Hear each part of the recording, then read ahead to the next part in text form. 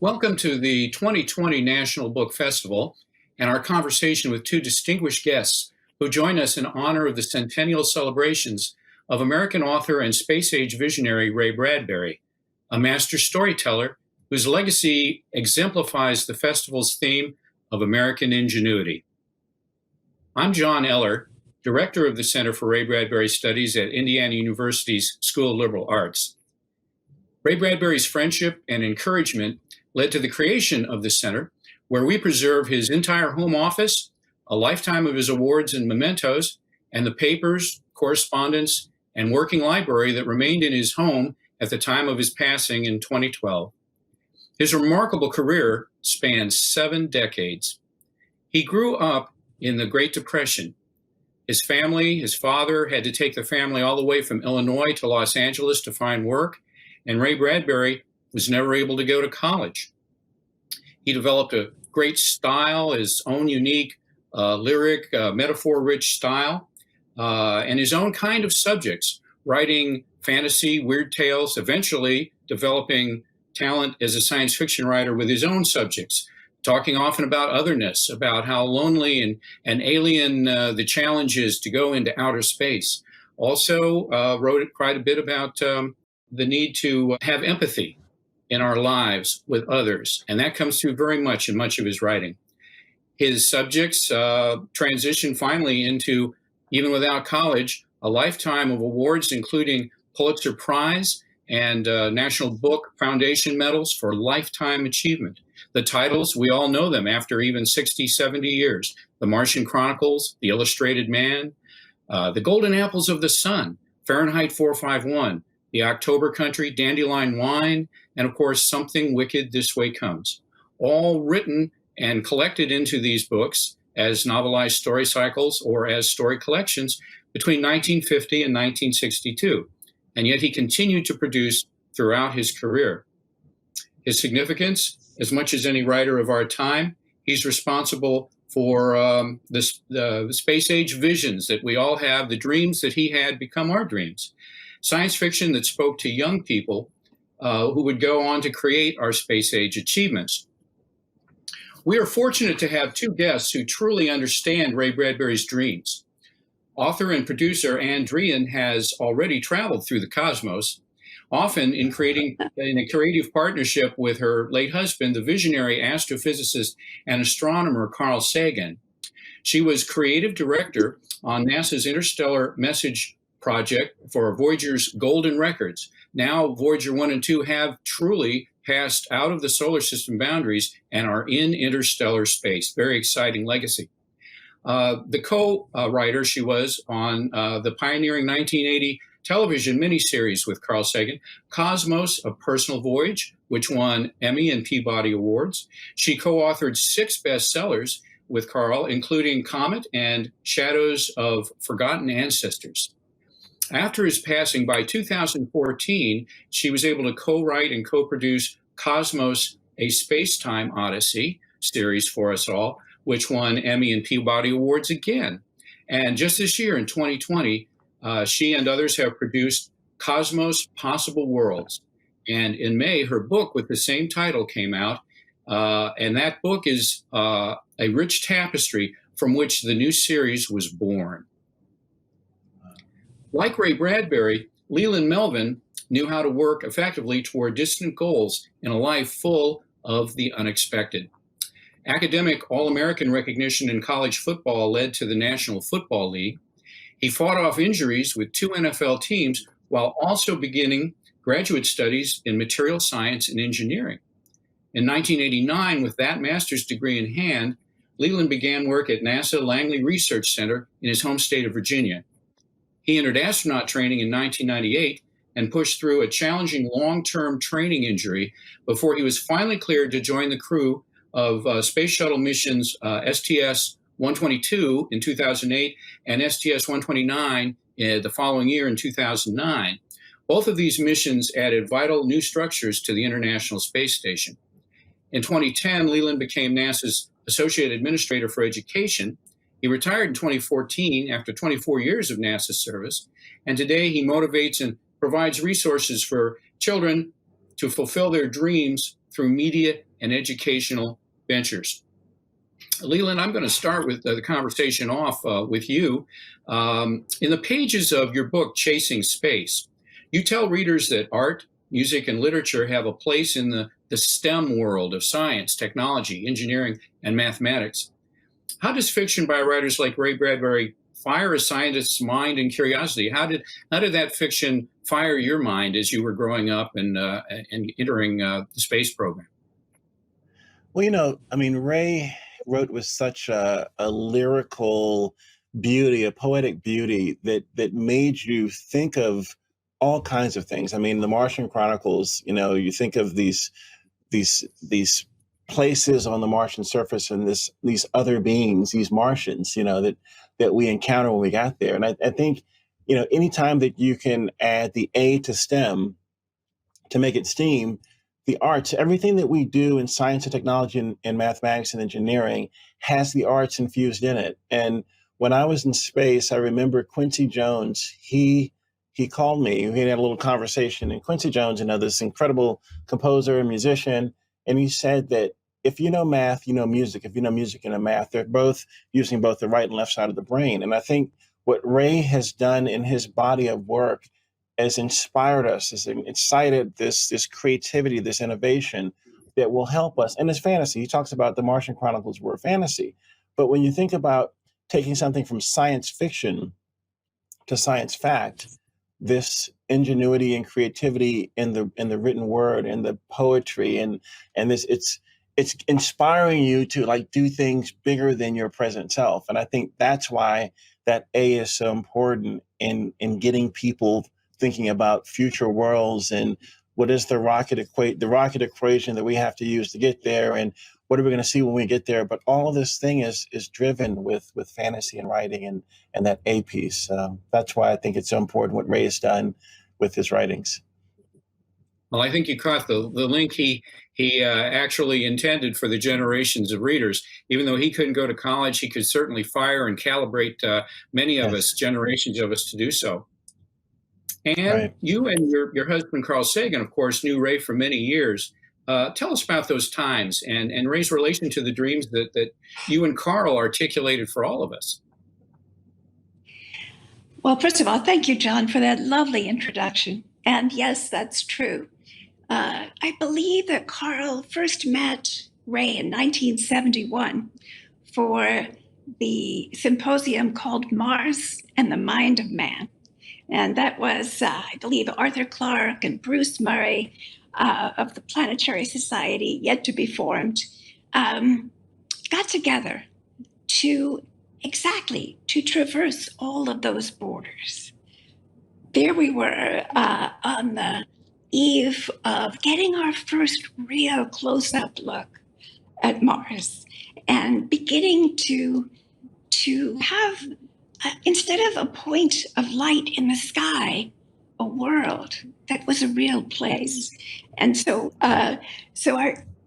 it was Ray made a tremendous contribution to that conversation. And then I met him later on in the context of Voyager, when there was a symposium in that tradition called Jupiter and the Mind of Man. This man business I don't really get, but those were, that was the kind of time it was. I'm glad we left that behind. And that's my first recollection of actually spending some time in conversation with Ray. And what I recall is a luminous personality, a luminous presence, open, friendly, that wonderful, beautiful silver hair. And I think when I think of Carl and Ray together in conversation, I think that they're very similar figures in that they were the kind of people who didn't want that wall between art and science, between wonder and skepticism. They wanted all of that in the same beating heart. And my recollections of the times that I met Ray was that his unfailing warmth and also, in his work, there's a music his use of language. I think of him as a descendant, a creative descendant of Emily Dickinson and Walt Whitman. I sing The Body Electric. Clearly, he was influenced by those American writers who wanted to set language loose and to use poetry and prose, not to not to make it flowery, but instead to surprise and disarm the reader so that these great new worlds could be opened before them. Wow. That's great. Beautiful. We can almost see you all three together like that. You know, Carl once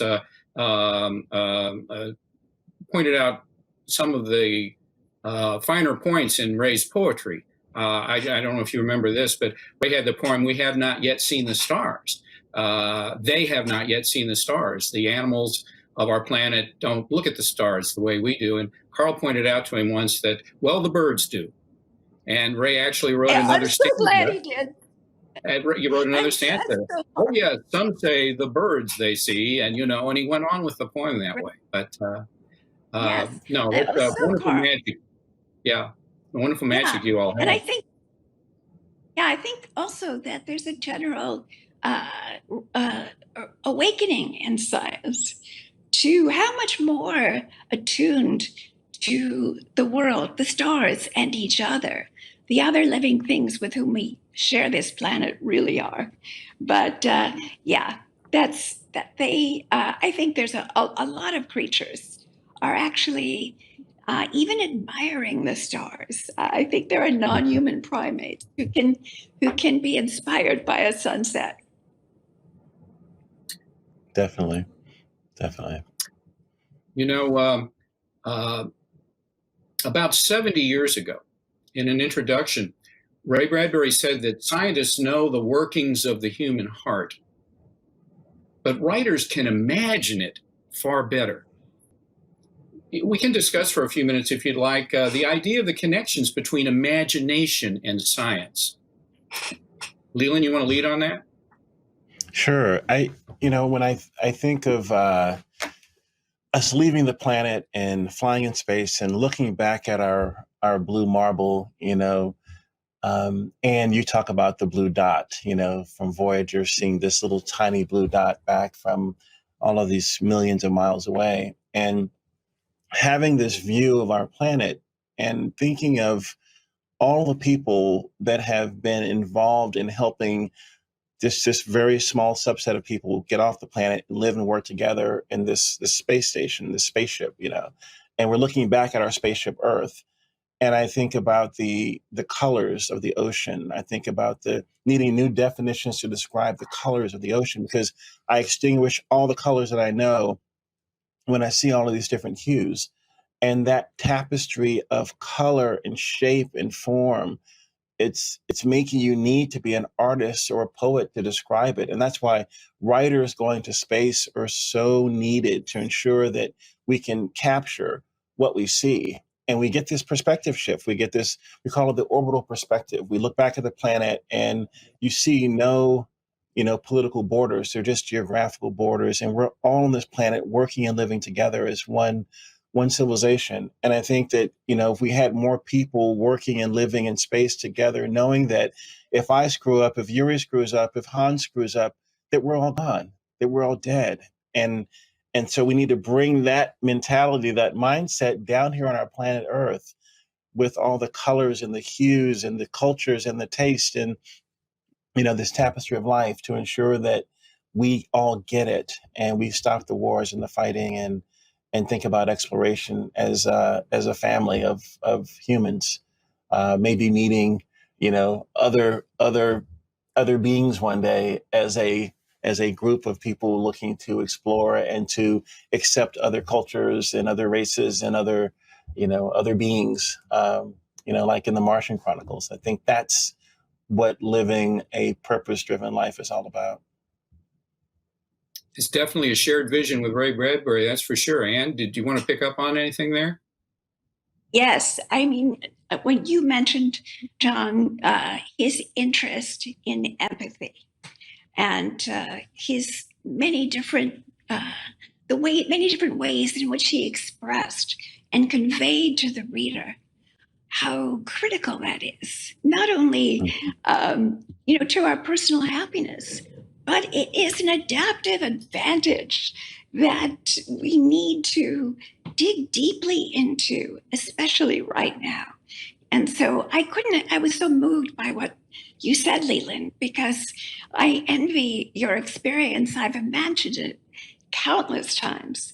And, for Ray, it was the poetry, it was the romance. He was so romantic, not in a kind of destructive, juvenile way, but in a very mature sense of the great romance of life in the cosmos. He had that completely, but he was also someone who understood the preciousness of freedom of expression. And of course, Fahrenheit 451 is really the Bible of that concept of how you have to be willing to protect the right to speak and to write in such a way, because it's sacred, that there's a sacred nature to books. In Cosmos, in the original series, we had a sequence in the New York Public Library that we filmed at midnight. And the idea was that books are perhaps the greatest magic that humans have ever created, because they make possible a person dead 2,500 years to be able to speak inside your own head and to be touched by their experience. And I remember writing that with Carl and Steve Soder very late at the New York Public Library. And I know that each of us had been touched by Ray Bradbury's vision in his writings. And I consider that another great bequest of his. That's wonderful observation. Ties in with everything we've been talking about out here. Ray had that sense of trying to safeguard freedom of the imagination, and he's doing that really in a climate of fear. People like Ray and Edward R. Murrow were among the few that would stand up for that kind of thing. And for him, the idea of empathy, how to live in someone else's skin was important. He stood up against intolerance or against anyone who said that intolerance does not exist. And the sentiment that you bring, I've seen similar sentiment in Leland in your book as well, Chasing Space. Yeah, I mean, growing up in a southern town in the 60s, actually I was born when the Civil Rights Act was passed, but even after that act was passed, there were still some uncivil rights that were happening in where I lived. And I saw the way people were treated, and I saw that people were intolerant and did not share the empathy that Ray has talked about, and he has put through his writing to ensure that we all, respect others. I mean, whether it's humans or other beings. And I think that it's so important that as we, go forward, I was talking earlier to Jonathan about this. We're in this COVID, moment now, during COVID, but what does after COVID look like? How do we go past the civil rights or civil violations that are happening now in our country to a future where everyone feels like they're part of the same team and they're working together? So I think that empathy and what you had mentioned is just so important as we educate our young kids. And I think of, we just lost an icon, John Lewis, who said we need to make young kids see that there was a mission, and in that mission that there is the possible from the impossible. And that's, I think, what a lot of Ray's writings, they illustrate the things that you're capable of doing with fantasy and with science fiction to making it science fact, so that we can, meet people on Mars one day, or we can get to another galaxy and develop, warp drive and tractor beams and all these things that have grown out of science fiction. I mean, our cell phones that we use now, they're they're like little communicators from Star Trek, and we'll eventually get to that point. But you'll have that creative empathy and that vision for a future that involves everyone, all cultures, races, creeds, and everyone is part of the same team. Reminds me of something in Chasing Space when you quoted the legendary astronaut John Young, and you know full well his legacy, but one of only three astronauts to go to the moon twice, landing once, and I guess I believe also the first shuttle mission commander later. You said that he once said to you, "Once we stop exploring, we will fail." John, again, was such a visionary, but he wanted to make sure that everyone knows that we have to keep exploring. And I was at my interview to become an astronaut, and he took me to the side and he was talking about, when a plume of smoke or sediment or something comes from China, it billows up in China, it eventually makes it to the US. And so we're all connected in the things that we do. And if we don't explore as a country, as a civilization, we will falter, we will perish, we will die. And I know in Cosmos, and I know in all the work that you've done, this movement about looking past where we are to find signs of other life, and knowing that there is life out there. I mean, the Drake equation, right? I know you work with FD Drake on that, but it's just incredible how many people now don't believe that exploration is important, that science is important, and that we get so myopic in thinking about the problems right now versus future solutions to the problems that we have right now through exploration and science. Yeah, I think it's so true. It's a metric of our despair that we all know that as a civilization, we have lost our way, and the survival of our civilization depends upon exactly those values that I really think that Ray Bradbury embodied. That openness to the future, not afraid of the future, as so many of us are. That openness to science, that respect for science, and the tremendously epic dreams that only science can make possible. You can't get to Mars without science, and you can't lie your way to Mars. Because as you know better than any of us, Leland, think of all the steps in every single mission of exploration.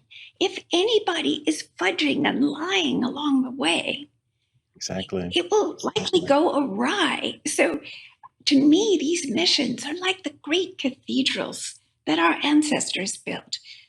Knowing that if you put the cornerstone in, you will not see that spire poke through the clouds, because it's a multi-generational enterprise, a community of minds stretching back into antiquity and forward to the stars.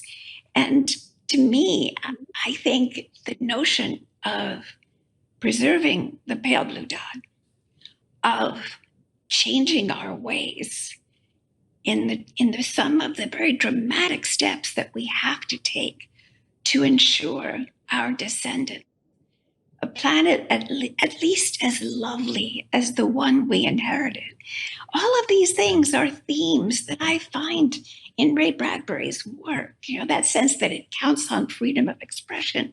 It depends upon, a kind of, when I think of Ray and his face appears in my mind from those moments we spent together, I'm thinking of that smile, that open smile that is welcoming all questions, that never gets impatient with the child or adult who comes up to him to ask a question. That was Carl too. That sense of, as Carl used to say about his science communication, he'd say, when you're in love, you want to tell the world. And I think of Ray and Carl and some very special other people of that time who were in love. They were in love with the future. They were in love Right. with the spectrum of possibilities, but they were mindful of the hard work we all have to do to make that future possible. And You that's know, so the powerful that when you can show that love for something, that it brings people on board because it's so authentic and so real. And people want to be involved with it when you can show your love for it. And I think that's a testament to Carl and Ray and you. And I just really appreciate those beautiful poetic words about love for something that can take us to a better future. So thank you. And may I just postscript that and say that John Lewis had that same quality. I Mhm. met him at Comic-Con, of all places, which is sort of, Wow. closer to what we're talking about. And we talked at length. And I had to say, he had that same glowing, vibrant sense of goodness, of there was nothing in him had been poisoned by bitterness Right. or bad experiences. And I think all of us, every single person on earth, has to marshal that potential within us to look at the world anew every day and try to find new ways to inspire all Right. of us to do better. A childlike enthusiasm that constantly goes as long as we continue to grow. We still have that childlike enthusiasm and wonder of a future better. Yeah. And we call it childlike because by the time most of us are adults, it's been beaten out of us through Right. child rearing, through bad experiences. But it's really Hmm. human. It's childlike. It's just that some of us have been lucky enough to be loved so deeply in childhood and Right. thereafter that we can take it with us wherever we go. Right. you Fantastic. have you all have both really described Ray Bradbury, the essential Ray Bradbury, and in the process, in the last 5 to 10 minutes, you all have really gotten into the theme of the entire festival, American ingenuity. It sounds like you're saying imagination is the first step toward ingenuity and eventually action. I think that's true. I think it's imagination, and when imagination is informed by nature, by our knowledge of nature, which is called science, I really believe that it has a virtually infinite future. My dad drove a bread truck into our driveway and it said Marita bread and rolls on the side of it. And I thought we were going to the bread business. But he said, this is our escape pod from Lynchburg. This is our recreational vehicles, our camper. And it wasn't until we rebuilt the camper and made campers and bunk beds and everything. But it wasn't until he painted the van where he took away Marita bread and rolls to where I saw his vision, his ingenuity Ah, of turning a bread truck into our rocket ship from Lynchburg, Virginia, to explore the Smoky Mountains and Myrtle Beach, South Carolina, and all these ah, places. And we sometimes have to repurpose that labeling to have the right brilliant. words so that we can see the future of exploration right here on planet Earth. Wow, you took that bread truck right into orbit. That's so wonderful. How lucky to have such a brilliant father. I had that kind of father too, and that Yes. love and inspiration is with me always. Right, right. No, that's beautiful. You all have really uh, been a gift to us in our discussion of Ray Bradbury. Are there any other things that have come up today in your minds while you've been talking that you wanted to bring up?